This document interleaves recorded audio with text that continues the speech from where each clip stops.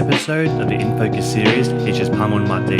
Pamon is the owner and head trainer of the Champions Gym in Western Australia and promoter of the Origins Fight promotion. Pamon, how are you, mate? Good, thank you, William. Thanks for having me on the show. Good to have you on, man. Now, I've known you for a few years now, and this was my first time actually seeing you at a fight show in Melbourne at Rebelle Muay Thai. And it was really interesting seeing everyone in the Blue Army in the whole venue. How many times have you been to Victoria for a fight show, and how does this kind of vibe compare to ones in Perth, from the shows and also to the weigh-ins itself? Yeah, man, I've been to Melbourne probably twice now, I think, for the big fight event. And it was definitely, I love being a part of the whole. There's a bit of a buzz, you know. So I puts on such a big event. Got hardworking guys like yourself and Tom on the video, and just the whole. It's almost like such a circus, not like in a good way. Yeah. Yeah, you know what I mean, like it's a lot of excitement, a lot of hype, and I loved it, man. It was crazy. It was good. Yeah. It just felt like it was a really historic moment for our team as well, because once you're in rebellion, you kind of feel like you've almost made it. That's awesome, man.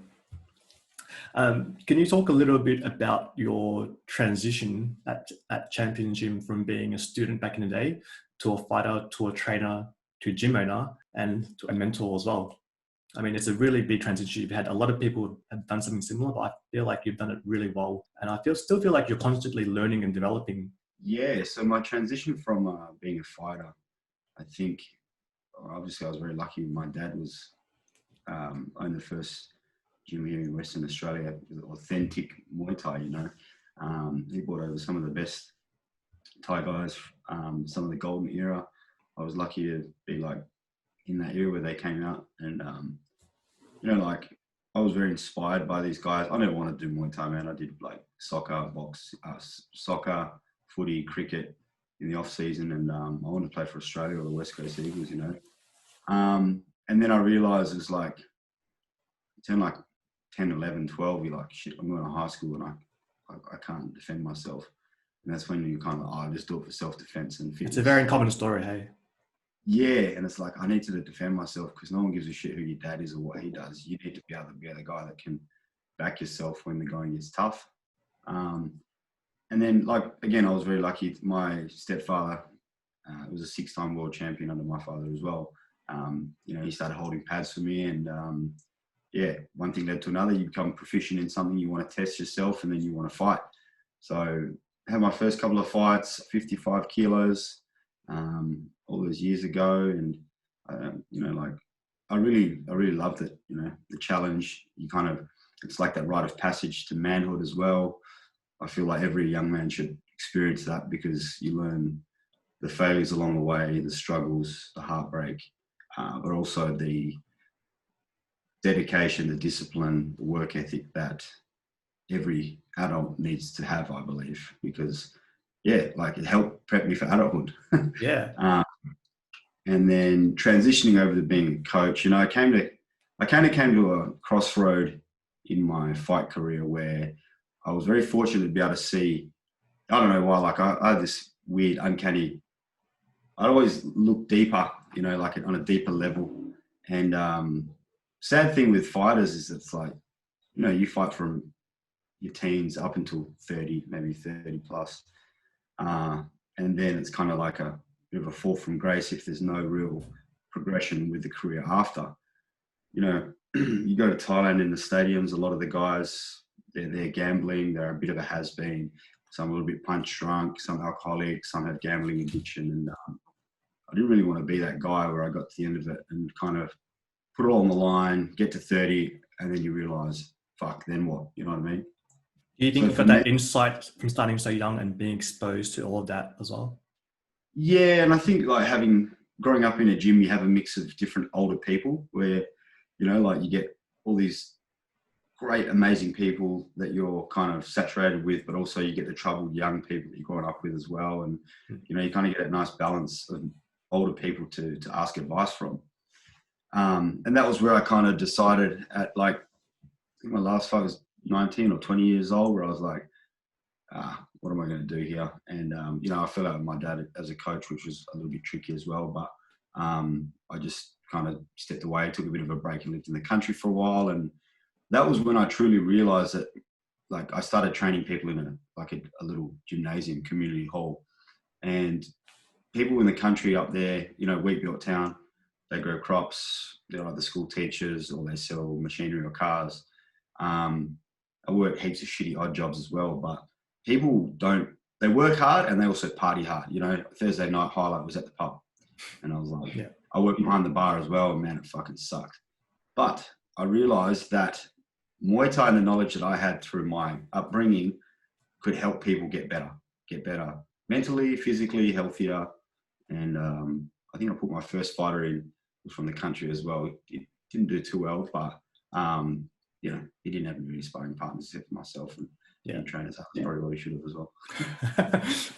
Then like after a bit of hiatus from living in the country, I realized that like I really loved helping coach people, helping them become the best version of themselves, educating them how to live better, eat better, train better in general. And that's when I kind of came back and decided I was going to start training a small group of women. And I started that just a bit of a side hustle, make some pocket money. Here I was 20 years old. I didn't really have a lot of an income. I did uni for a year and dropped out because I hated it. Studied graphic design and started training probably like 5 to 6 of my girlfriend at the time's friends, and like got pretty popular pretty quick because Victoria's Secret back then was training like kickboxing and boxing. Being a kick-ass babe was like the in thing. I used to call it latest kick fitness. Actually, it's all about toning the body, having good aesthetics through Muay Thai and boxing, which was all the craze back then. So. And not to reveal your age, but you were training in a time before social media, before all the likes and autograms. Yeah, man. Like, I'm not that old. I'm only 32, but yeah, I started like, I've got a lot of my students like, oh, where can I watch your fights? You're not on YouTube. And I'm like, man, I've got a dusty cabinet of VCRs somewhere at my dad's place. I'd be lucky to be able to find a lot of my fights because back then, like, kind of filmed way back in the crowd, and the little ants fighting in the ring. But that was then, so kind of sucks. But at the end of the day, I have memories, I have knowledge, I have experience that I treasure, and I'll be able to give and pass on to people. So that's perfect, man. From being a coach like that, from being a coach now to yourself, I tell people I like backstage photos because it captures a very intimate scene not many fans get to witness, especially if you're sitting in a crowd at a show. And it's helpful when guys like myself and your boy Brock, the people in the scene, you know where you can be and where you can't be. And that allows us to get these kind of intimate shots. What kind of goes through your mind as a coach backstage? It's almost like the calm before the storm, before the chaos happens outside. Yeah, well, it's funny. This image that you've got up at the moment, I was shitting myself a little bit. Like here we are on the big dance, the big stage. And sorry, it just dropped out there. Yeah. Do you want me to start that part again? No. Yeah. Cool.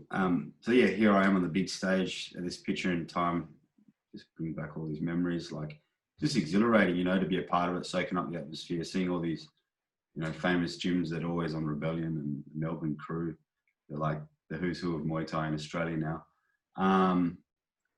Like it was exhilarating, thrilling. And here we were being able to show our fighters on the big stage. It was like almost like grand final day for me. And my feelings as a coach is to just basically do things the way we would always do them, regardless of the location, regardless of the event, regardless of the stage and the opponents. That comes down to keeping my athletes calm, making sure they breathe, not overthinking what's to come, and basically making sure that my athletes' best can show up on the day. And as a lot of other coaches can probably relate to, that's comes with 8 to 12 weeks out, and just making sure they can turn up on the day mentally, which is the biggest thing for my style of coaching. Nice one. Now, this particular event, Rebellion Muay Thai, it's one of those shows that brings everyone together in the state, especially in the back room. There's that bond that you get from various gyms. Is that the kind of connection that you're used to back home as well?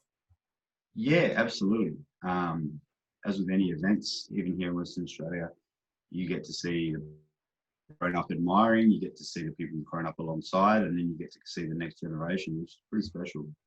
Yeah. You know, here we are, regardless of race, belief, ethnicity, whatever. We all get along because we share a common passion in Muay Thai. And, you know, there's always a lot of banter.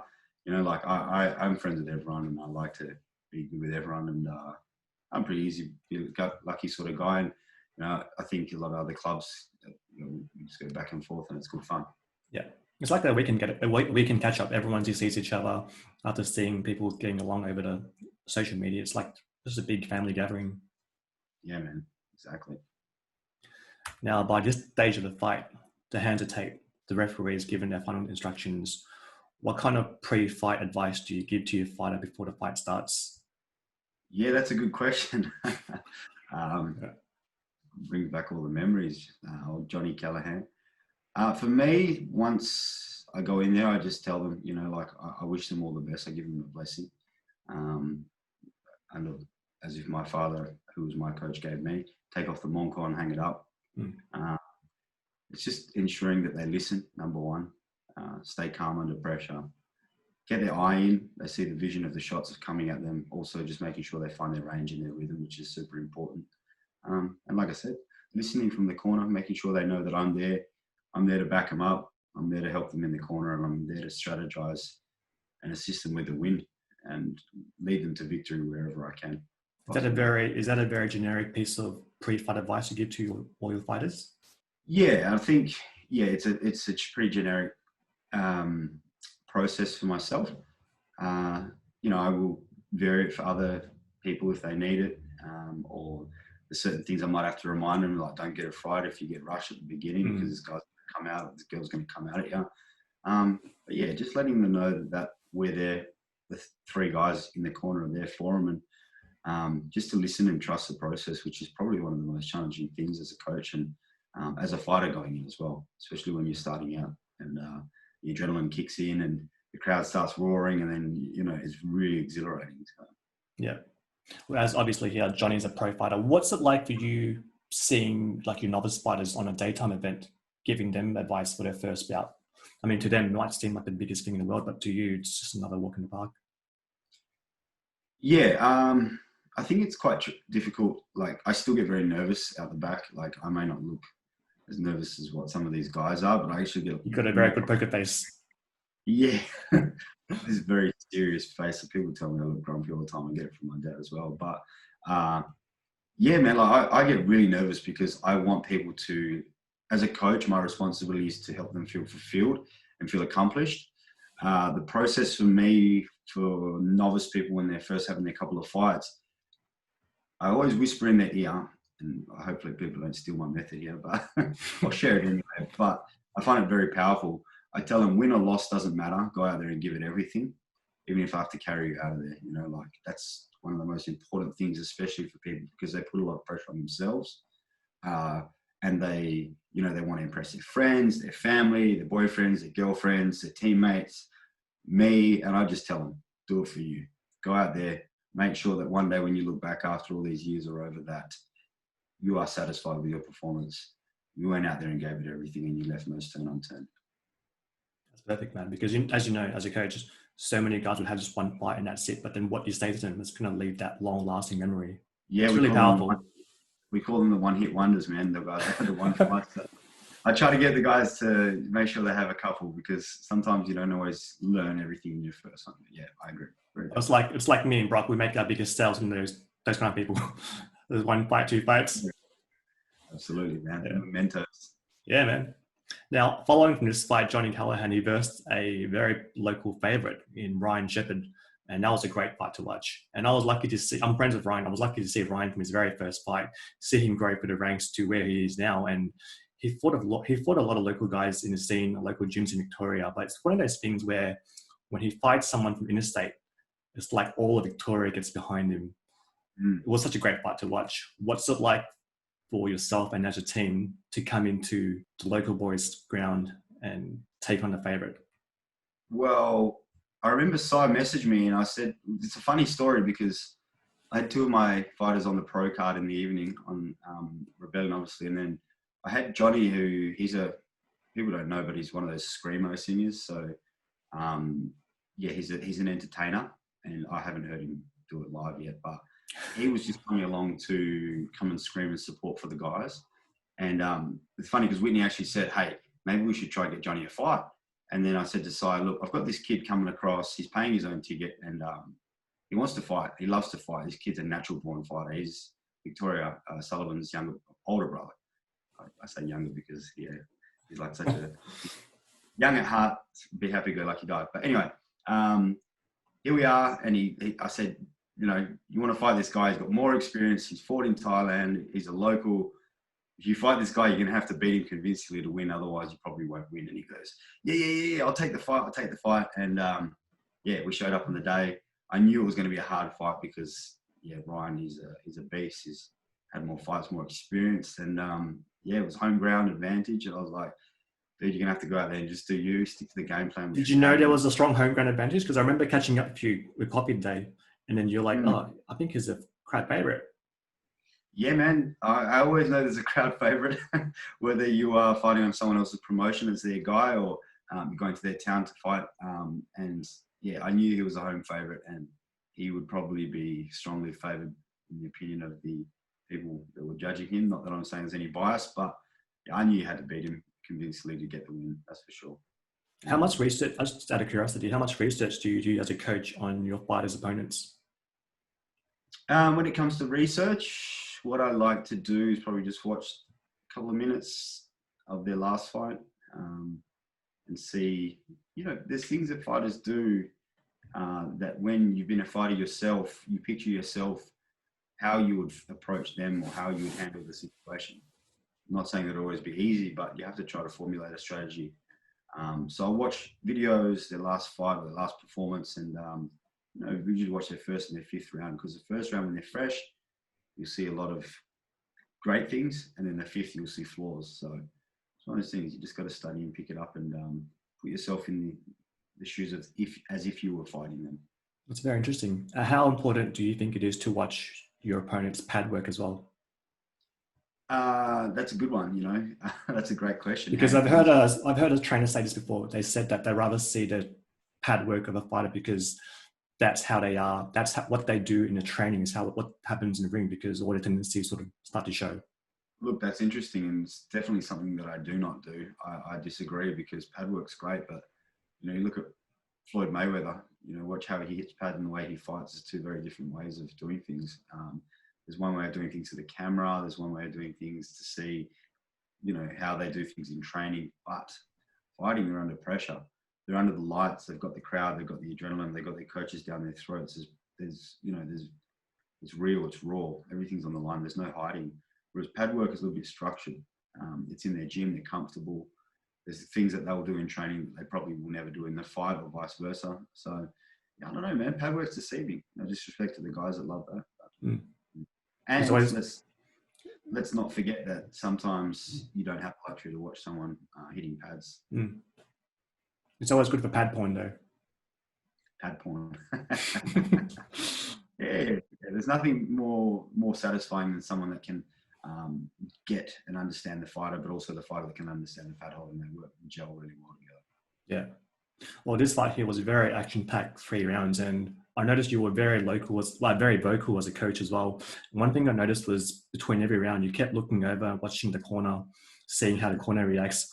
What are the kind of things that you look out for with the opposing corner? Yeah, that was something that I get a little bit of shit for, because people think I'm trying to staunch them, or I'm trying to be cheeky, or try to, how would you say, antagonize the opponent. No, I see everything. Yeah. I was taught that by my very famous promoter and coach in Thailand, Jatui Sangmurakot, Sangmurakot Gym and Thai fight promoter. But he always taught me to look across the ring to see how the opponent's body language is. What are the coaches doing? Are they panicking? Is it breathing heavy?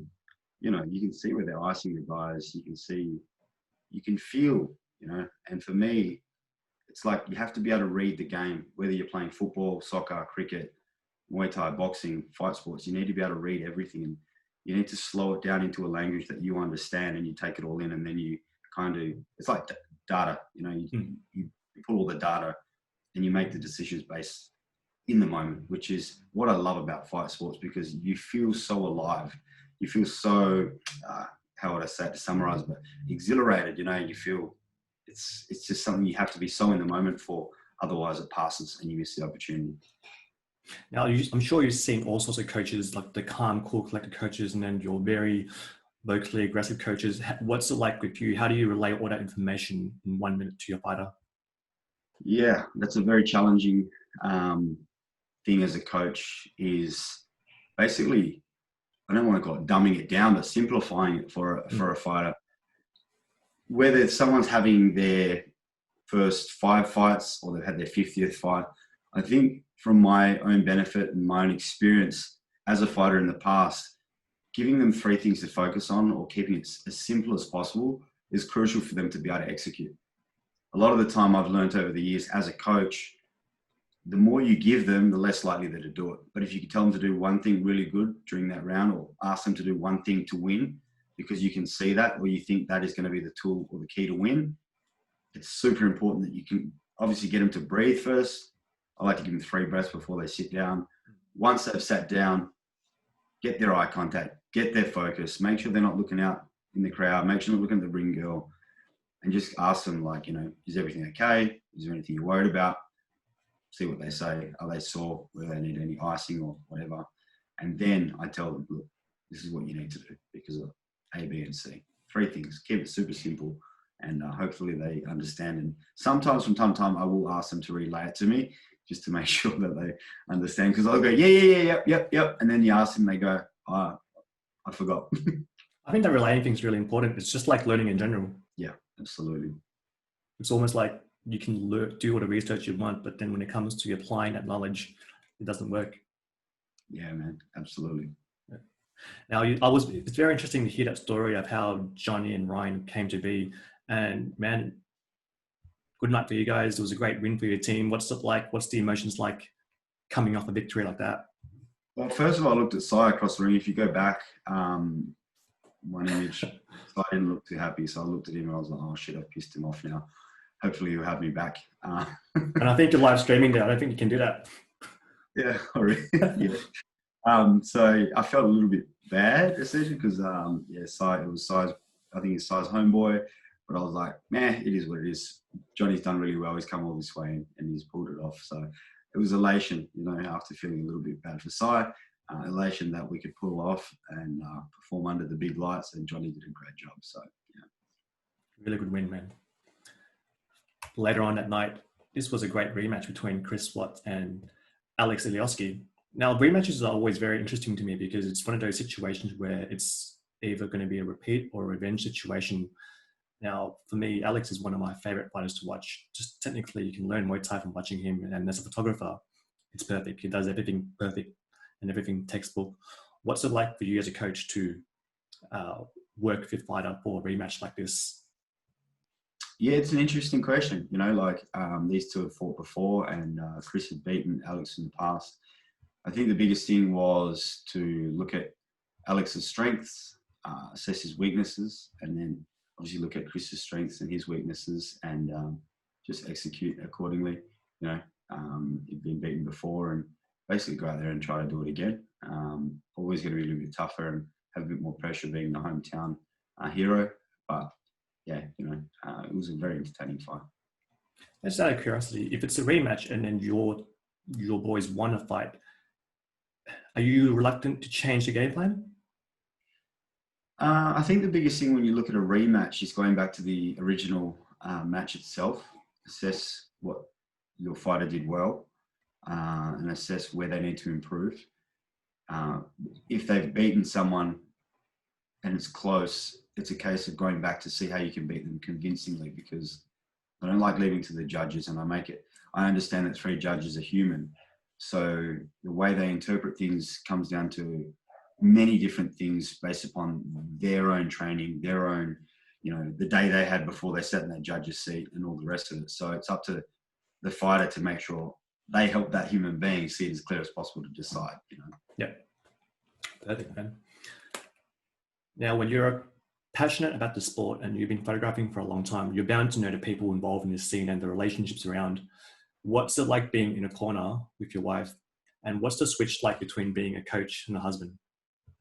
See, I get in trouble for this a lot, and she's probably going to laugh when she re-watches this. But it's very hard having your wife or someone that you love or you are very close with fighting. I have it with all of my guys. Like, you used to probably see Jimmy, who's also in the corner. I've grown up with him since since we were kids. There's a photo of me and him riding a bicycle around his parents' house. But whenever you're close to someone, like especially Whitney, it's very, very difficult because it's like wearing different hats, as we like to call it, and what we talk about, because we clash a lot, whether it's in training camp and we disagree on something, or we have a bit of a tiff, or vice versa.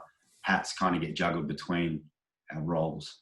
So when cornering, obviously I have to take off my husband hat and I'm just a coach, and the coach has to keep the same values and the same moral approach as he would anyone else.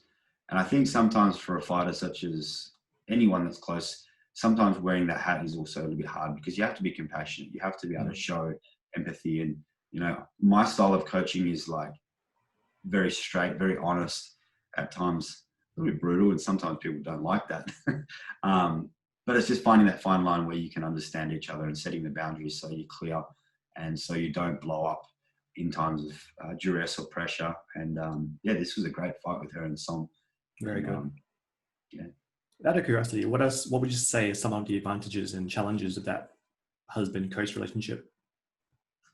Some of the challenges and advantages with a husband-wife relationship, I think some of the advantages is definitely knowing deep down to that person's core, fundamentally who they are as a person, what values and what makes up their DNA. You get people like Whitney are ferocious, fiercely loyal. She's had a lot of pain and hurt growing up with her upbringing. And the fire she has, it because that person through and through. There's no kind of hiding. And it's just a case of turning on and flicking the switches to make sure they can perform and knowing what makes them tick and what makes them, go when it's time to go.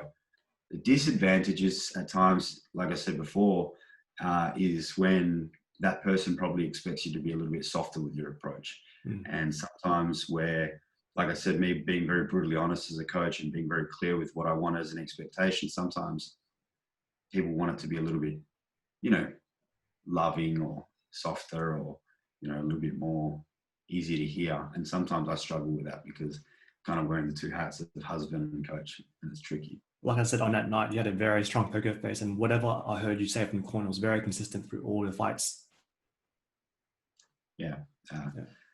Simplicity was the key. Sharp and simple. Do what we kind of planned. And I have a way again. There's a couple of things I'd like to change, but it is what it is. Now, Whitney did fight a very strong opponent in Som that night. And on that night, Champions Gym also fought against two fighters from 8 Blades. It was a very good fighter too. What was your game plan coming into this fight, and how much did you know about the 8 Blades team? Well, I'm trying to just re-jog my memory here.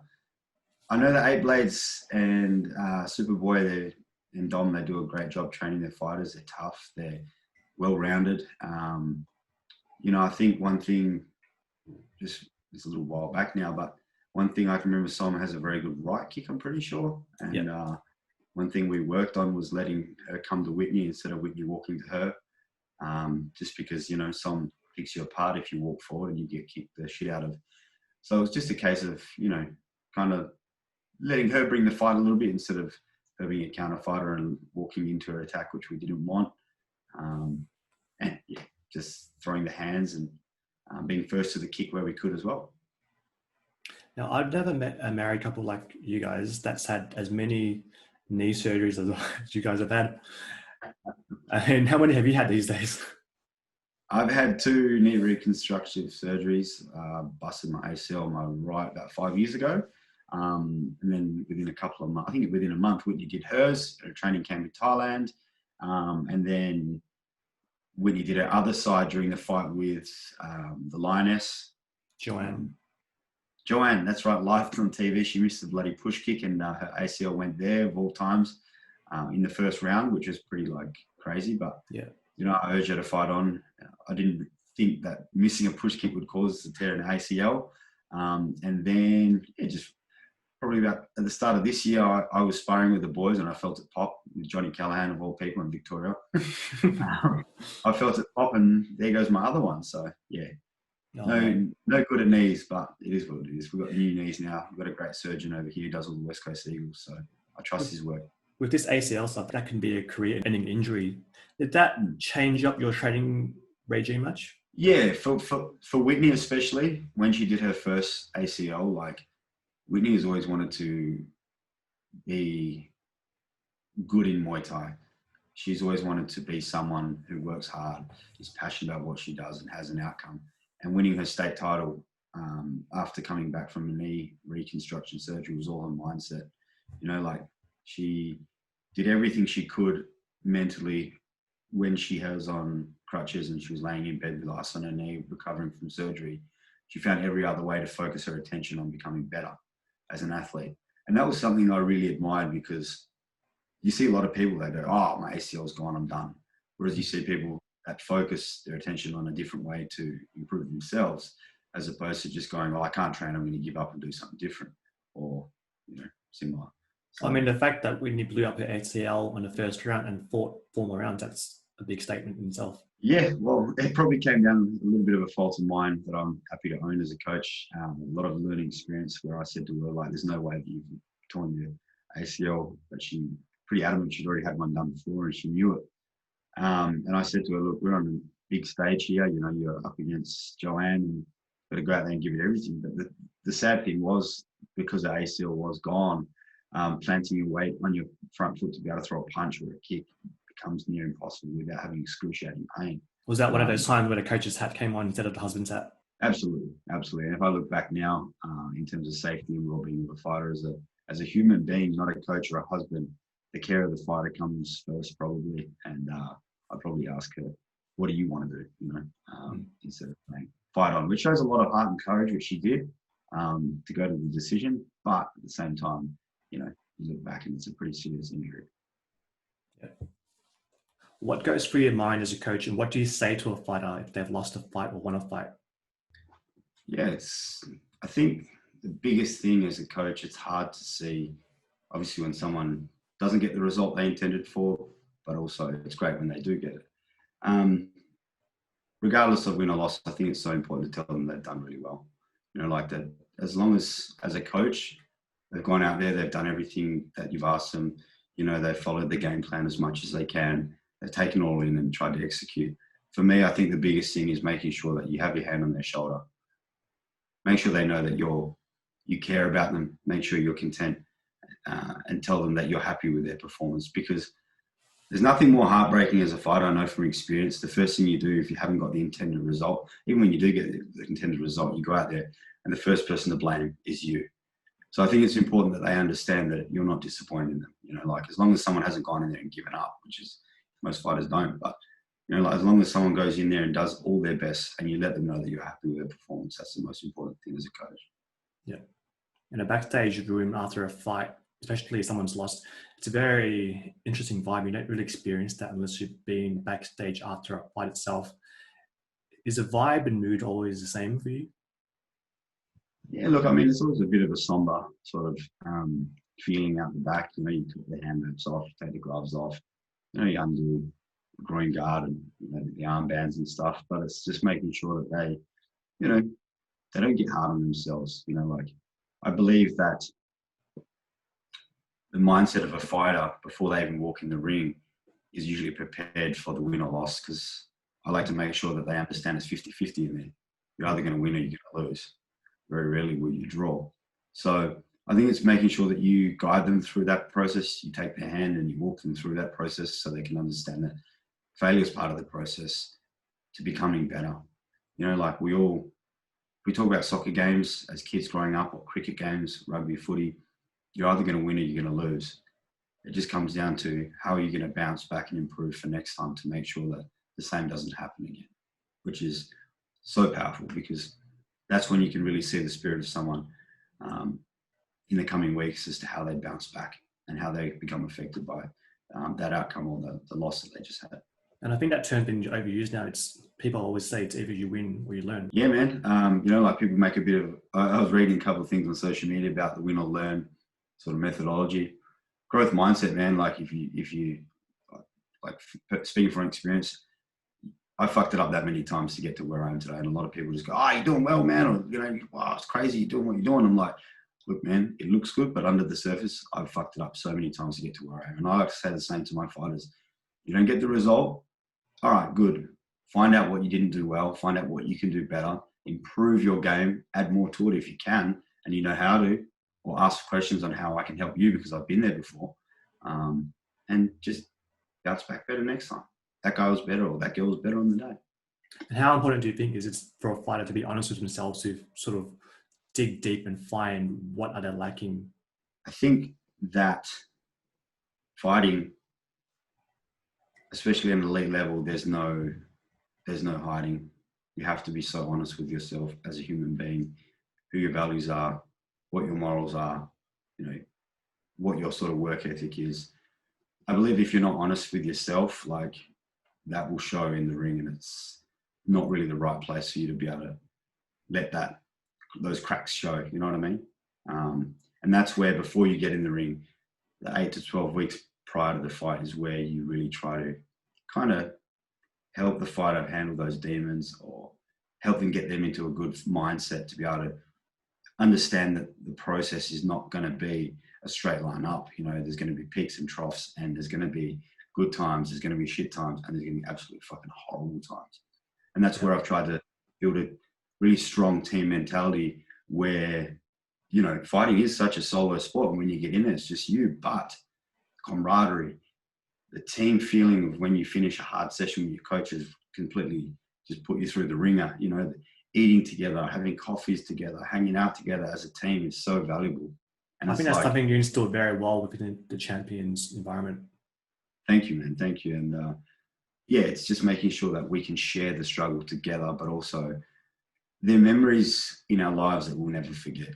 I believe I've made some of my best friends through fighting and through those moments that I'm still friends with today. And I'm so thankful because they are you and your most authentic being, Definitely. I was having a discussion with John Demicola, our MC, talking about how we're both really privileged to be part of the moment when someone's had their victory, because in that moment, that is, the single greatest thing that they're experiencing right there. And we're not taking it away from them. We're sort of letting them have their moment. Absolutely, man. Absolutely. Like I like to tell my fighters, there's guys that want to fight, and I ask them, why do you want to fight? And they go, I don't want to fight because I want to do it. And it's like, you need to have a reason as to why you want to fight. Maybe someone told you weren't good enough once upon a time as a kid, or, you wanted to prove that you could work hard for an outcome, or like I said, you're going there to fight another human being. So it's the ultimate test of human versus human. It's just hand-to-hand combat. And to have your hand raised in a controlled environment where you have outworked another human being and you're celebrated for that, it is so empowering, and it gives you a sense of confidence and feeling of being unstoppable. And you can carry that on to anything else you do in life, whether you're going to get your driver's license, you do your driving test, you go apply for a job, you go to do anything, you try to get a promotion in a job, or you go to start your own business, as it has for me. And I love that.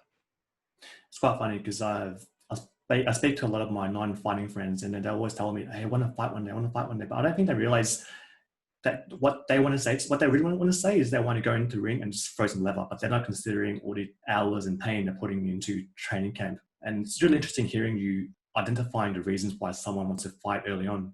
Yeah, man. I think everyone wants to do it because it looks cool, but when the going gets tough, they realize, oh shit, this is not as easy as what people think will make it out to be.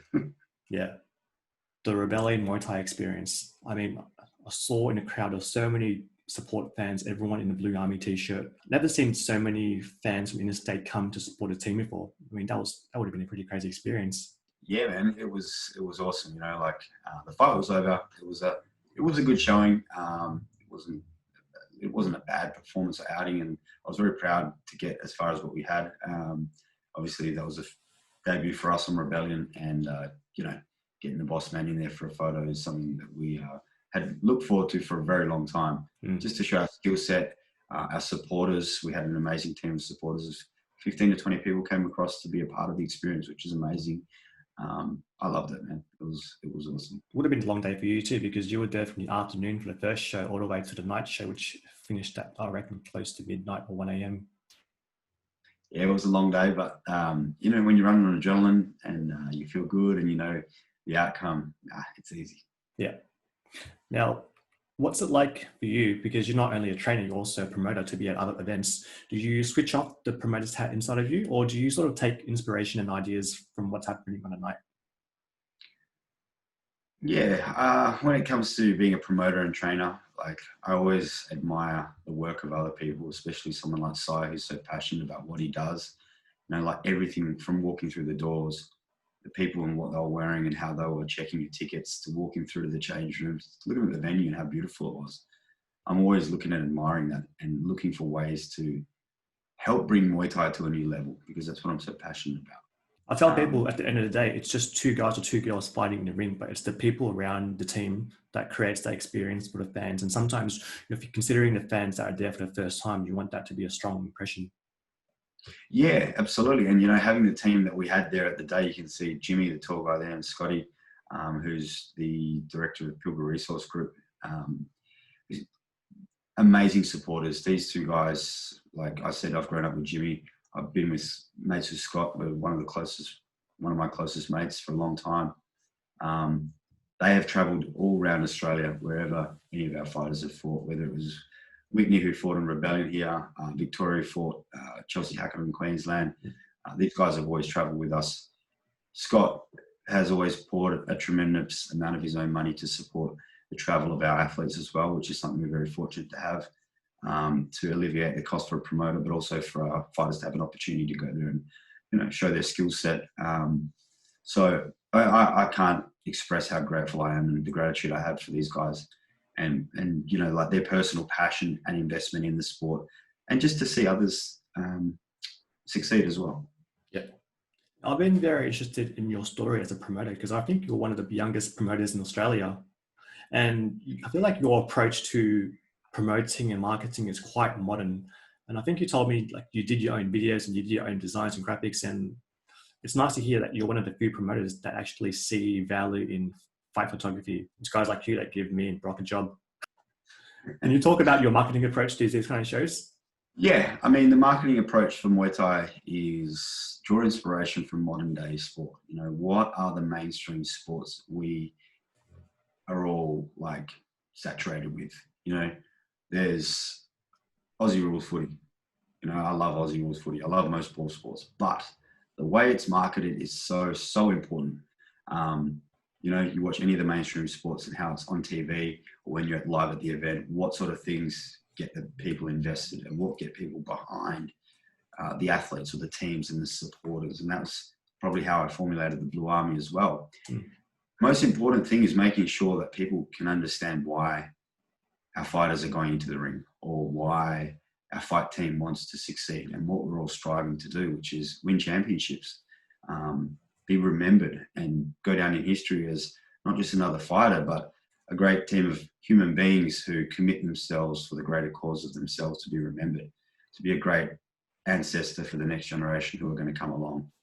And that's one thing I'm very passionate about when it comes to marketing, because it's about that human being. It's not just a fighter. You know, that human being has a family, they're friends, they have quirks, they have hobbies, they have junk food they love, they have things that we can all relate to. But they're more courageous in that they've worked their ass off for a common goal to get to the ring, to get in there and showcase their human essence of being a human, essentially. You know what I mean? They go in there and they put it all on the line. There's no hiding in the ring. It's you. You know, you've just got to do you. I like to think of it like I think Israel Adesanya said it's like an artist expressing himself on canvas, which I love that expression.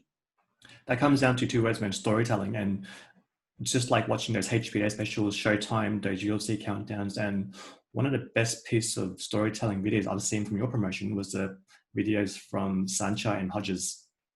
I mean, at the time, no one was doing it, but you had that vision you had that execution of the idea, and I was so compelled by that.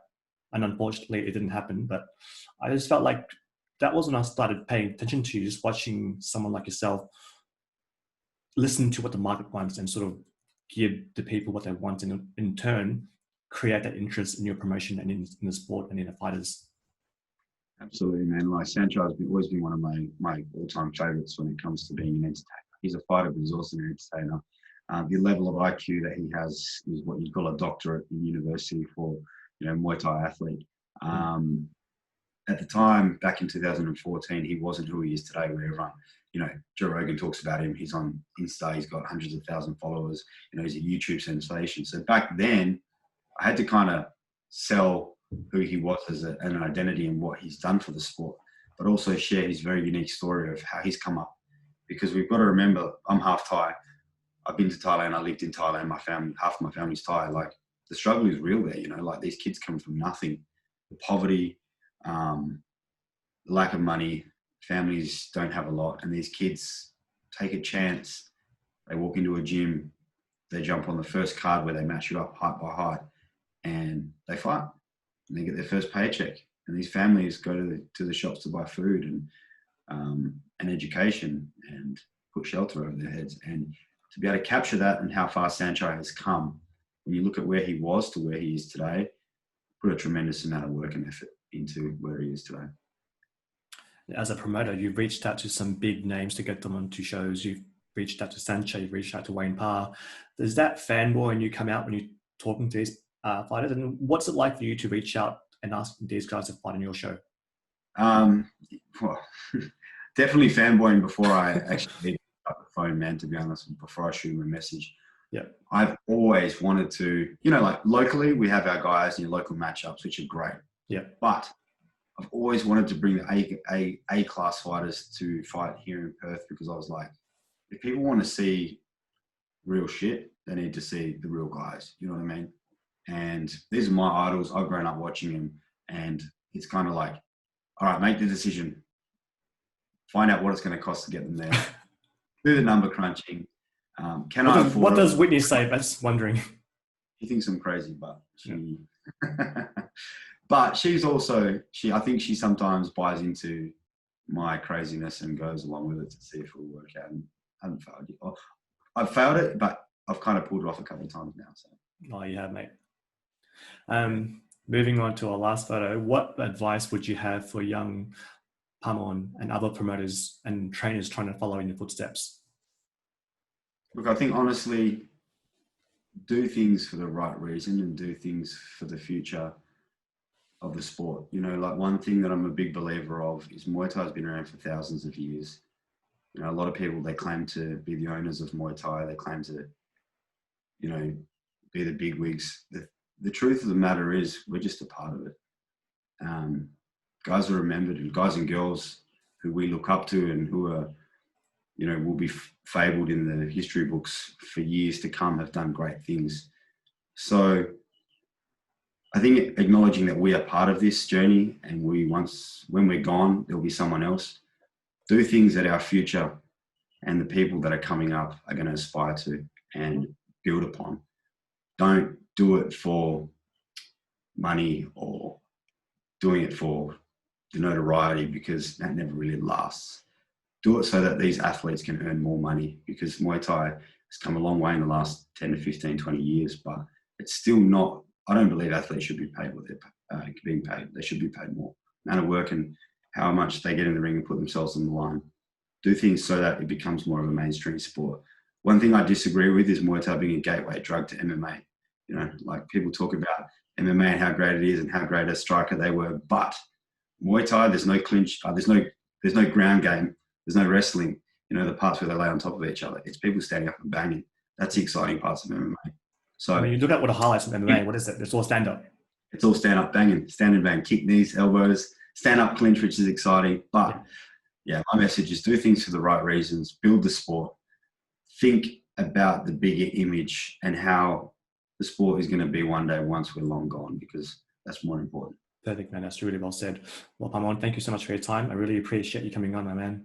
Thank you so much, man. And just a quick shout out to Synergy as well for having us on Rebellion is an amazing opportunity we have. We definitely want to get back over to Victoria when all these borders are open again. And got a couple more fighters that are keen, probably seeing Victoria Sullivan constantly tagging on there, and a couple of other stable of fighters that we'd love to get on. So thank you so much for having us on today, Will.